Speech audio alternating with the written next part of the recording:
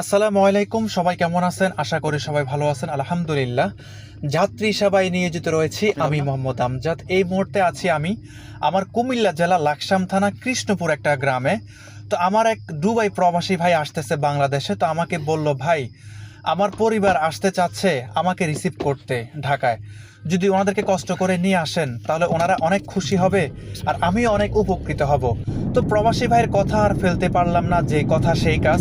চলে গেলাম ভোর 4টায় স্যারি খেয়ে ওনার গ্রামের বাড়িতে। ওনাদেরকে, ওনার ওয়াইফ, ওনার ছোট ছেলে, ওনার বড় মেয়েকে, নাতিকে নিয়ে নিলাম। নিয়ে অলরেডি আমি চলে আসছি ঢাকা এয়ারপোর্টে।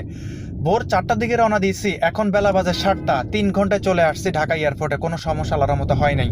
তো প্রতিটা প্রবাসী চায় যে ওনার পরিবারের থেকে 2-1 জন মানুষ যদি আসে ওনারা অনেক উপকৃত হয়, আনন্দ সহকারে ওনার গ্রামের বাড়িতে উনি পৌঁছতে পারে।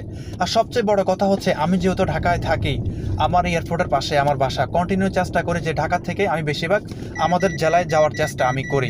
তো অবশেষে চলে আসলাম, গাড়ি পার্কিং করতেছি। তো আমার যাত্রীকে বললাম, যদি আপনারা পারেন, অনেকক্ষণ তো গাড়িতে বসেছিলেন, পারলে বাইরে একটু হাঁটাগুটা করেন, ভাল লাগবে। তো ওনারা আমার কথা শুনে গাড়ি থেকে বের হচ্ছে, দেখতে পারতেছেন। তো যাই হোক, আমার যে প্রবাসী ভাই আসতেছে ওনাকে রিসিভ করে ওনাকে নিয়েও ভিডিও বানাবো, সেই ভিডিওটা আপনারা পাবেন। তাই জন্য পেজটা অবশ্যই ফলো করতে হবে আর ভিডিওটা শেয়ার করতে হবে, যাতে সবার আগে ভিডিওটা চলে যায় আপনার কাছে। সকাল ভালো থাকবেন, আল্লাহ হাফেজ।